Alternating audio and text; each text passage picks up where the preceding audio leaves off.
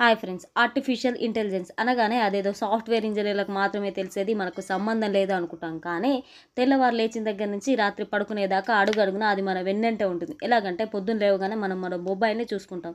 Face ID అయితే ముఖాన్ని చూపించి, ఫింగర్ ఐడి అయితే ఫింగర్ని తాకించి మనం ఫోన్ అయితే అన్లాక్ చేసి మన పని మనం చేసుకుంటాం. ఒకసారి ఫేస్ ముందు పెట్టి తీయగానే ఫోన్ అన్లాక్ అయిపోతుంది. తర్వాత మనం వెంటనే మన పనులు మనం చేసుకుంటాం. కానీ ఆ ఫ్రాక్షన్ ఆఫ్ సెకండ్స్లో లోపల ఎంత పని జరుగుతుందో మీకు తెలుసా? ఫోన్ని తెరిచేందుకు వాడే ఫేస్ ఐడి ఎదురుగా ఉన్న ముఖాన్ని ముందుగా ఫోన్లో 3D కెమెరాలో చూస్తుంది. ఆ ఒక్క క్షణంలో మనకి కనిపించకుండా దాని నుంచి 30,000 ఇన్ఫ్రారెడ్ చుక్కలు మన ముఖం మీద పడి ఫోటో తీస్తాయి. ఆ వెంటనే మిషన్ లెర్నింగ్ సంబంధించిన అల్గారిథమ్స్ అలర్ట్ అయ్యి అప్పటికే మన ఫోన్లో స్కాన్ చేసి ఉన్న మన ఫోటోని ఇప్పుడు తీసిన ఫోటోకి స్కాన్ చేసి మ్యాచ్ అవుతుందో లేదో చెబుతుంది. దాన్ని బట్టి ఫోన్ అన్లాక్ అవ్వచ్చా లేదా అనేటువంటిది ఫైనల్గా ఫోన్ నిర్ణయించుకుంటుంది. ఈ పని మొత్తం జరిగేది కూడా ఆర్టిఫిషియల్ ఇంటెలిజెన్స్తోనే. ఇదే కాదు, మోస్ట్ కామన్గా ఏ పని కావాలన్నా సిరినో, అలెక్సానో, గూగుల్ అసిస్టెంట్నో అడిగేయడం ఈ మధ్యకాలంలో బాగా అలవాటైపోయింది. పర్సనల్ సెక్రటరీగా పనిచేసే ఈ యాప్స్ పనిచేసేది కూడా ఈ ఏఐ సహాయంతోనే. జీపీఎస్ ఆన్ చేసుకుని రూట్ మ్యాప్ ద్వారా మనకి కావాల్సిన చోటుకి బయలుదేరుతాం. ఆ దారిలో వెళ్లే ముందు భారీ ట్రాఫిక్ ఉన్న విషయం చెప్పి ప్రత్యామ్నాయ మార్గం చూపించేది కూడా ఈ ఏఐతోనే. నిజానికి పూర్తి స్థాయిలో ఈ టెక్నాలజీ మన దగ్గర ఇంకా రాలేదు. కానీ విదేశాల్లో కొన్ని చోట్ల పూర్తిగా ఏఐతోనే డ్రైవర్లు లేని కార్లు తిరుగుతున్నాయి.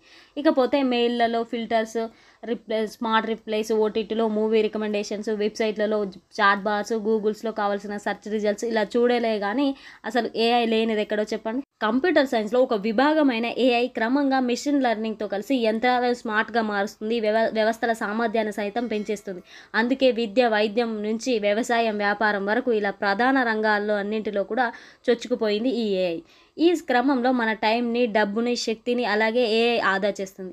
మనకు పనులు కూడా సులువుగా చేస్తుంది. సో ఈ వీడియో ఏఐకి సంబంధించిన కొన్ని ఆసక్తికరమైన విషయాలు చూద్దాం. సో ఈ వీడియో అనేది నచ్చితే లైక్ చేయండి, నా ఛానల్ని సబ్స్క్రైబ్ చేసుకోండి. Let's start our today's episode. మొదటగా అసలు ఏఐ అంటే ఏంటో చూద్దాం. ఏఐ అనగా ఫుల్ ఫామ్ ఆర్టిఫిషియల్ ఇంటెలిజెన్స్. మానవుని ఊహలకు అందనిది, అంతకు మించి అని అర్థం. ఇప్పటికే దీని గురించి మీలో ఎంతో కొంత వినే ఉంటారు. ఏఐ ఒక పనిని మనలా కాకుండా ఇంకా బెటర్గా ఎలా చేయొచ్చో చేసి చూపిస్తుంది. తను పాటించే పద్ధతిలో ఏవైనా తప్పులుంటే వెంటనే సరిదిద్దుకుంటుంది.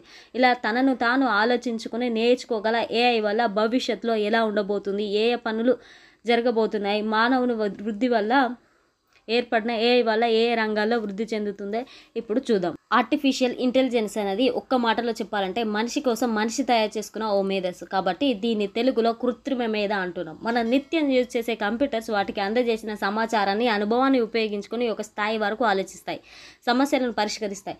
Deep learning, natural language process వంటి విధానాలు అందుకు ఉపయోగించుకుంటాయి. అందుకే ఏఐ సాంకేతికతలో పలానా పని చేసే విధంగా కంప్యూటర్ ముందుగానే శిక్షణ ఇవ్వచ్చు. అందుకు అవసరమైన డాటాని అందించడమే మన పని. అందుకని డాటా ఎంత ఉంటే అంత ఖచ్చితమైన ఫలితం ఉంటుంది. నిజానికి యంత్రాల చేత మనుషులు పని చేయించుకోవాలనే కోరిక ఇప్పటిదే కాదు, కొన్ని రోజుల క్రిందటి అంటే ఇంటర్నెట్ కనిపెట్టక ముందు నుంచే ఉంది. అంటే 1956లోనే కృత్రిమ మేధ అన్న పదాన్ని మొదటిసారిగా వాడారు. ఆ ప్రకారమే కంప్యూటర్ల మీద ప్రయోగాలు మొదలుపెట్టారు. అంతకన్నా ముందు 1927లో మెట్రోపోలిస్ అనే ఒక జర్మన్ ఫిల్మ్ తొలి సైన్స్ ఫిక్షన్ సినిమాగా రూపొందించింది. ఈ సినిమాలో అచ్చు మనిషిలాగే తయారు చేసిన ఒక రోబో ఉంటుంది. ఆ ఊహే నేడు నిజంగా ఊపిరి పోసుకుంటుంది. ఇంటర్నెట్ రాకతో ఫలించిన ప్రయోగాలు ఏఐని అన్ని రంగాల్లో తీసుకొచ్చాయి అనడంలో ఎటువంటి సందేహం లేదు. ఇక ఏఐలో 2 రకాలు ఉన్నాయి. ఒకటి narrow AI or weak AI. దీన్నే బలహీన కృత్రిమ మేధ అని కూడా పిలుస్తారు. ఇక రెండవది బ్రాడ్ ఏఐ, స్ట్రాంగ్ ఏఐ. దీన్ని బలమైన కృత్రిమ మేధ అని కూడా పిలుస్తారు.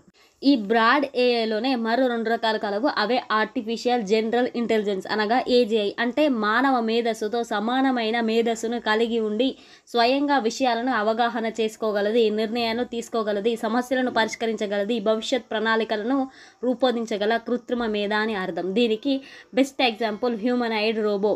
సౌదీ అరేబియా పౌరసత్వం కల్పించిన హ్యూమనాయిడ్ రోబో సోఫియా. ఇక రెండోది ఆర్టిఫిషియల్ సూపర్ ఇంటెలిజెన్స్ అనగా ఏఎస్ఐ. అంటే మానవ మెదడును మించిన మేధస్సు గల కృత్రిమ మేధ. ఇప్పటి వరకు దీనికి ఉదాహరణగా చెప్పుకోదగ్గ ఆవిష్కరణలు ఏమీ జరగలేదు. అయినప్పటికీ భవిష్యత్తులో చేసే అవకాశం ఉంది. ఉదాహరణకు రోబో సినిమాలోని చిట్టి ఇక ఏఐతో ఏ రంగాల్లో ప్రభావితం చేస్తుందో ఇప్పుడు చూద్దాం. నెంబర్ 1, ప్రస్తుతం మనకు అందుబాటులో ఉన్న న్యారో లేదా వీక్ ఏఐతోనే అన్ని రంగాలు ఎంతగానో ప్రభావితం అవుతున్నాయి. ఏ రంగంలోనైనా ఏ సేవకైనా ఏఐ జోడించడం ద్వారా ఆయా సేవల పనితీరు పూర్తి స్థాయిలో మెరుగుపరచవచ్చు.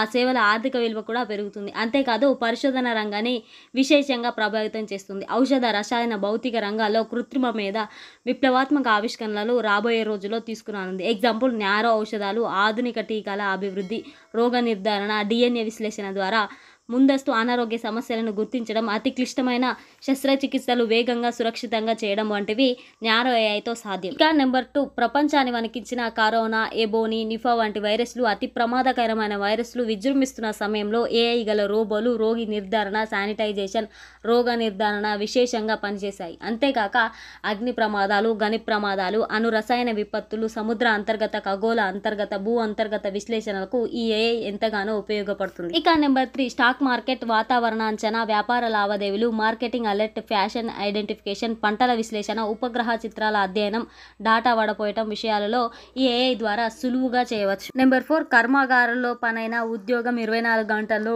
అందుబాటులో ఉండడం, ఏ పనైనా పదే పదే చేయాల్సి వచ్చినా విసుగు విరామం లేకుండా చేయగలగడంలో మానవులకు ఉన్న పరిమితులను అధిగమించడానికి ఈ ఏఐ ఎంతగానో సహాయపడుతుంది. ఇక నెంబర్ 5, కర్మాగారాల్లో ఏఐతో పనిచేసే స్మార్ట్ కెమెరాలు పరిశ్రమల్లో ప్యాకేజింగ్, క్వాలిటీ కంట్రోల్ ప్రక్రియ సైతం చేయగలుగుతున్నాయి. దాదాపు అన్ని ఫ్యాక్టరీలోనూ బరువులు ఎత్తడానికి రోబో ఆర్మ్ వినియోగించుకోవడం బాగా పెరిగింది.